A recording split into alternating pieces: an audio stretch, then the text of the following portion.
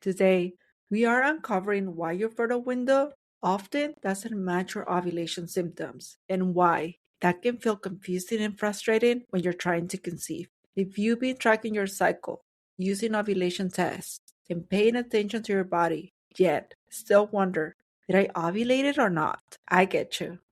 I'll share my journey tracking long before apps existed, the lessons that finally made sense of my cycle, and the three simple shifts you can start today to support ovulation. Balance your hormones and move closer to conception naturally. Grab a notebook, let's dive in.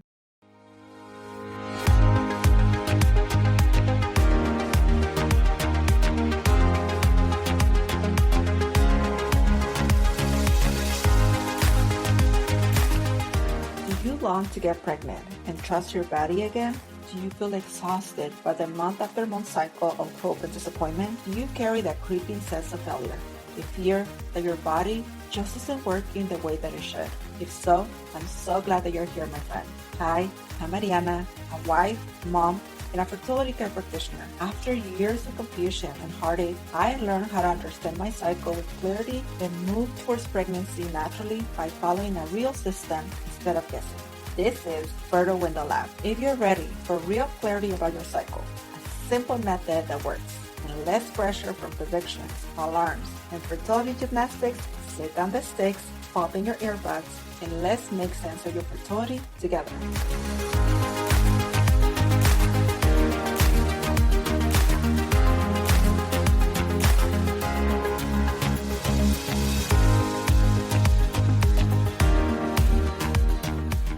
If this fertility journey has started to feel heavy or lonely, I want to support you beyond this episode. I send weekly encouragement and practical guidance straight to your inbox to help you stay grounded and hopeful while trying to conceive. You can join my email list through the link in the show notes. When I started tracking my cycle about 14 years ago, there were no apps, no predictions, no notifications telling me today is your fertile day. I tracked the old way. Piece of paper, columns for each day, starting with my period. Every single day, I wrote everything down. Symptoms, energy levels, mood changes, discharge, and anything that felt slightly off. After a couple cycles, I had pages full of notes. And honestly, nothing made sense. There was no pattern, no clear fertile window, and no aha moment. So I thought, maybe I need more data.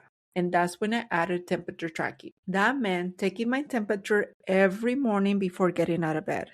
And if you ever done that, you know how easy it is to forget. Some mornings I'll jump out of bed without thinking, and there went my data for the day. But I stayed consistent enough to notice something important. My temperature stayed low.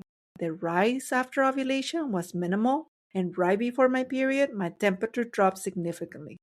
At the same time, my body was not being subtle. The bloating before my period was massive, the kind where your clothes fit in the morning and don't by the afternoon. I had headaches, the feeling of heavy legs, the tired but wired feeling that lasted a full week before my period. And yes, it even influenced very practical things like what bra could I tolerate wearing today. I also noticed crampy one-side pain around the time my symptoms suggested ovulation. Like here is the problem. My ovulation symptoms were inconsistent. They'll start, stop, disappear, then come back. Every cycle felt different. I kept trying to narrow down my fertile window, but the more that I tracked, the more discouraged I became because I wasn't gaining clarity. I was collecting confusion. So when I went searching for answers, and since Google wasn't what it is now, I ended up at the local library trying to understand what my body was trying to tell me. And that search led me to the Creighton model. At my first introductory session, I was blown away. Not because it was complicated, but because it finally made sense. For the first time, someone explained that my body wasn't broken. It was communicating. Those symptoms that I had been downplaying, they matter. Not just my period, but everything around it. In that moment, I realized my body was signaling hormonal imbalance. And for the first time, I felt seen. Tracking with a medical model changed everything. I was finally able to get the answers and the treatment I needed. I understood then that fertility chart isn't just a tool, it's a medical record. Now, when I teach women to chart using this system, I see the same moment happen again and again. Their faces lit up, not because tracking suddenly feels fun, but because they're no longer guessing. They're learning how to advocate for themselves. They're becoming proactive in their gynecological care. And this matters even more so for women trying to conceive. So many of the women I support have seen gynecologists for years for painful periods, PMS, acne, irregular cycles, and those symptoms were either dismissed or masked with the hormonal birth control. The pill stopped the symptoms, but it didn't heal the cause. So when they stopped the pill to get pregnant, those symptoms return, often stronger. And without proper evaluation of biomarkers, they're told their chances of natural conception are slim. And they're quickly pushed towards artificial technologies, often without much investigation. Many of them have silent endometriosis, polycystic ovaries, luteal phase defects, chronic inflammation, uterine lining infections, blocked tubes, and none of those started when they began trying to conceive. Their bodies have been speaking for years. So let's answer today's question directly. Why doesn't your fertile window always match your ovulation symptoms? Because ovulation isn't a moment, it's a process. Your brain, hormones, ovaries, metabolism, stress levels, and overall health are constantly communicating.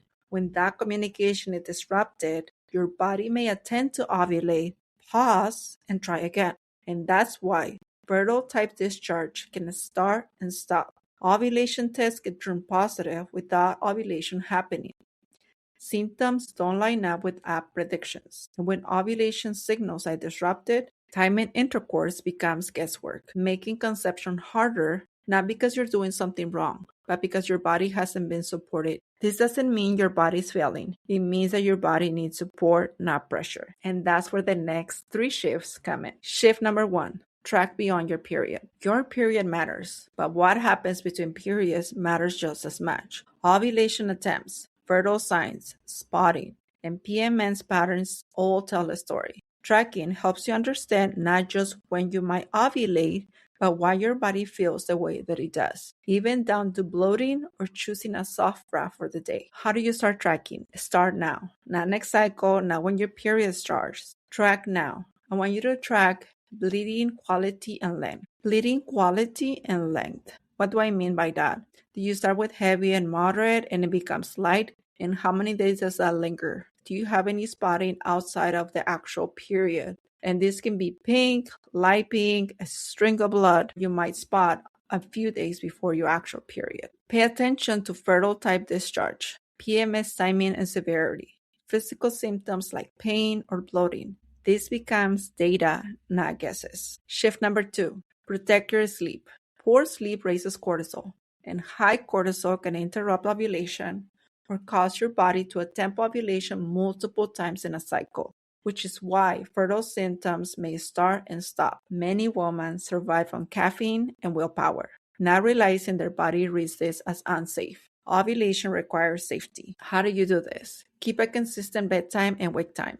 Make your room dark and cool, and reduce the screen time before going to bed. Sleep isn't lazy, it's hormonal care and restoration. Shift number 3. Walk at least 20 minutes a day, especially after meals. One of the most common disruptors of ovulation is insulin resistance, especially in polycystic ovaries or PCOS. Walking improves insulin sensitivity, lowers cortisol, and supports estrogen, testosterone, and thyroid function and metabolism. I can see this clearly in my own cycles. The ones where I move consistently feel calmer, more predictable, and more supportive.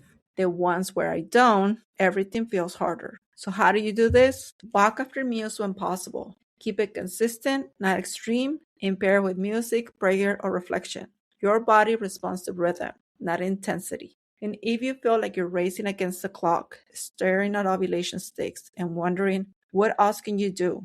I want you to hear this. You're not powerless, you're not behind, and you don't need fancy tools. I started with pen and pencil. You don't need perfection either. When you track intentionally, protect your sleep, and move your body consistently, you're not just waiting, you're actively supporting your fertility and hormonal health. Your body is speaking, and you can learn its language. In the next episode, we'll talk about why period tracking and ovulation apps miss what your body's actually doing and what to pay attention instead.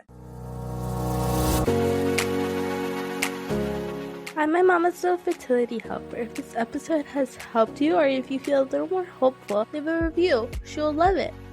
Hi, DTC Warrior. I hope you enjoyed today's episode. If so, please leave a 5-star written review on Apple Podcasts. It truly helps to get this show into ears of more women who need it.